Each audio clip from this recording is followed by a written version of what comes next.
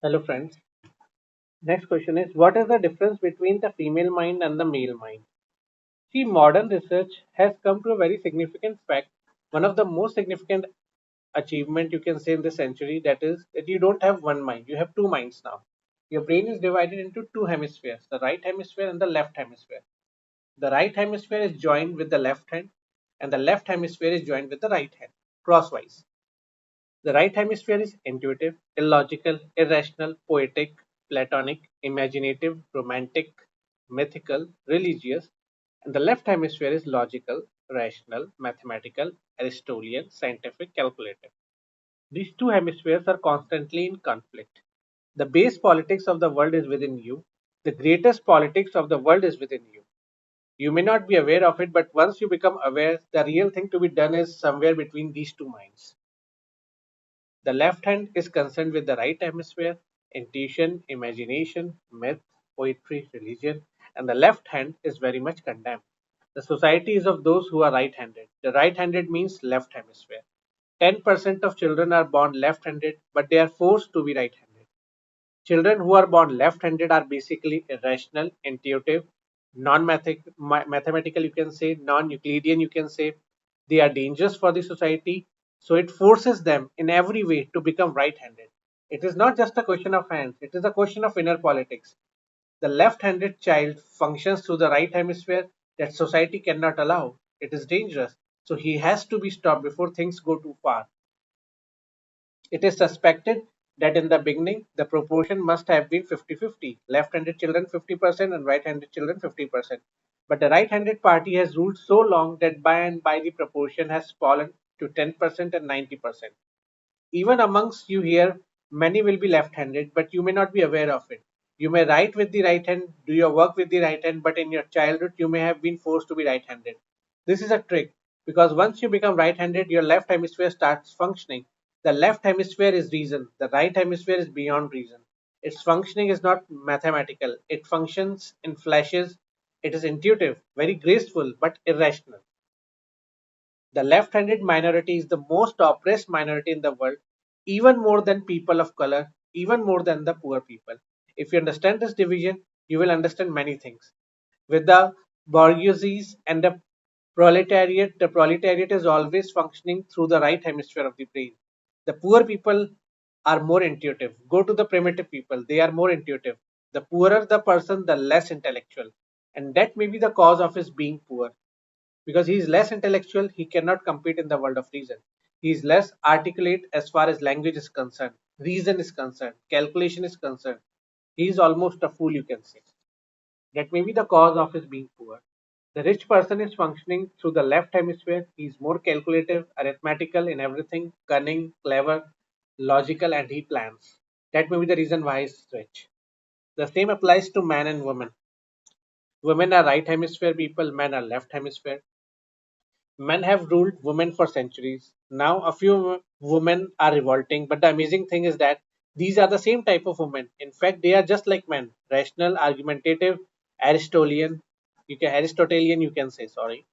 It is possible that one day, just as the communist revolution has succeeded in Russia and China, somewhere maybe in America, women can succeed and overthrow men. But by the time the women succeed, the women will no longer be women. They have become left hemisphere. Because to fight, one has to be calculative, and to fight with men, you have to be like men, aggressive. That very aggressiveness is shown all over the world in women's liberation. Women who have become part of the liberation movement are very aggressive. They are losing all grace, all that comes out of intuition. Because if you have to fight with men, you have to learn the same trick. If you have to fight with men, you have to fight with the same techniques. Fighting with anybody is very dangerous because you become like your enemy. That is one of the greatest problems of humanity. Once you fight with somebody, by and by, you have to use the same technique and the same ways. Then the enemy may be defeated, but by the time he's defeated, you have become your own enemy. Just superficial things change. Deep down, the same conflict remains. The conflict is in man. Unless it is resolved there, it cannot be resolved anywhere else. The politics is within you, it is between the two parts of the mind. A very small bridge exists. If that bridge is broken through some accident, through some physiological defect or something else, the person becomes split. The person becomes two persons. The phenomenon of schizophrenia or split personality happens. If the bridge is broken and the bridge is very fragile, then you become two. You behave like two persons. In the morning, you are very loving, very beautiful. In the evening, you are very angry, absolutely different.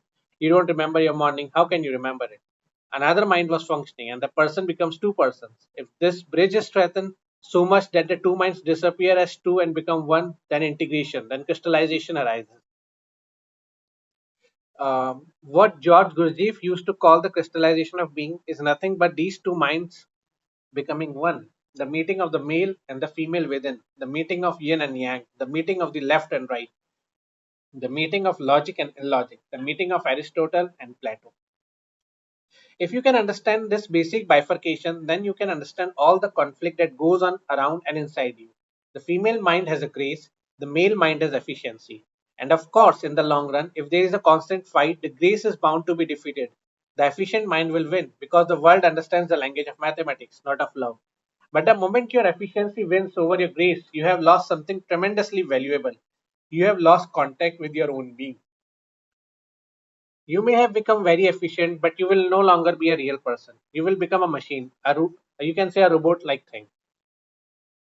And because of this, there is conflict between men and women. They cannot remain separate. They have to get into a relationship again and again, but they cannot remain together either. The fight is not outside, the fight is within you. And this is my understanding. Unless you have resolved your inner fight between the right and left hemisphere, you will never be able to be peaceful in love. Never. Because the inner fight will be reflected outside.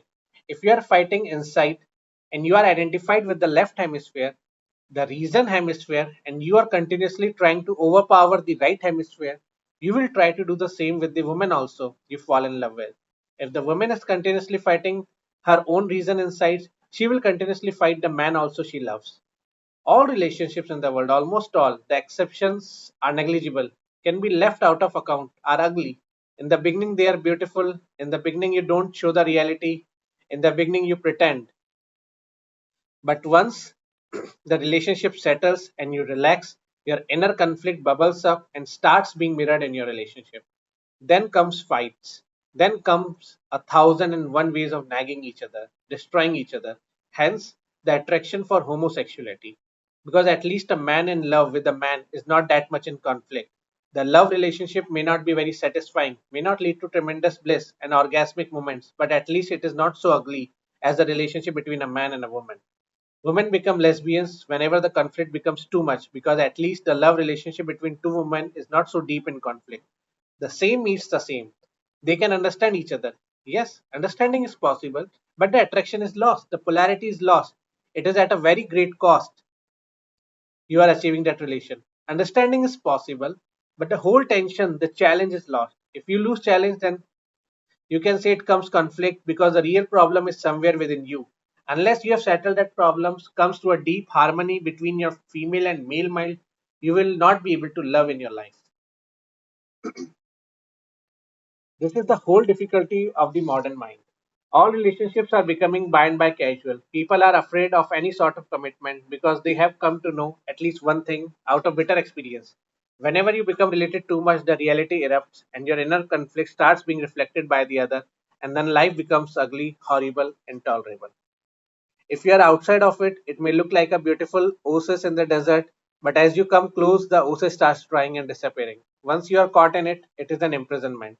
But remember, the imprisonment doesn't come from the other, it comes from within you. If the left comes from, if the left, you can say, if the left hemisphere brain goes on dominating you, you will live a very successful life. So successful that by the time you're 40, you will have ulcers. By the time you're 45, you will have at least one or two heart attacks. By the time you're 50, you will be almost dead, but successfully dead. You can say like that. You may become a great scientist, but you will never become a great being. You may accumulate enough of wealth, but you will lose all that is of worth it. You may conquer the whole world like an Alexander, but your own inner territory will remain unconquered. There are many attractions to follow the left hemisphere brain, that is the worldly brain. It is more concerned with the things, cars, money, houses, power, prestige.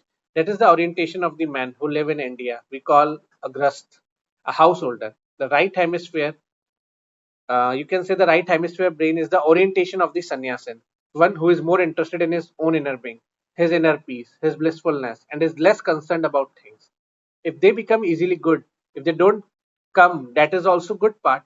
He is more concerned with the moment, less concerned with the future, more concerned with the poetry of life, less concerned with the arithmetic of it. There is a way to follow life through arithmetic, and there is another way to follow life through dreams and visions. They are totally different. Just the other day, somebody asked, are there ghosts, fairies, and things like that? Some student was asking me. Yes, there are. If you move through the right hemisphere brain, there are. If you move through the left hemisphere brain, they are not. All children are right hemisphere. They see ghosts and fairies all around. But you go on talking to them, putting them in their places and saying to them, nonsense, you are stupid, where's the fairy? There's nothing to know, just a shadow. By and by, you convince the child, the helpless child. By and by, you convince him he moves from the right hemisphere orientation to the left hemisphere orientation. He has to be. He has to live in your world. He has to forget his dreams. He has to forget all myth. He has to forget all poetry. He has to learn mathematics. Of course, if he becomes efficient in maths and becomes almost crippled and paralyzed in life, see, existence goes on getting farther and farther away, and he becomes just a commodity in the market. His whole life becomes just rubbish, although, of course, valuable in the eyes of the world. So, I hope you understand the great philosophy or wisdom behind this thing.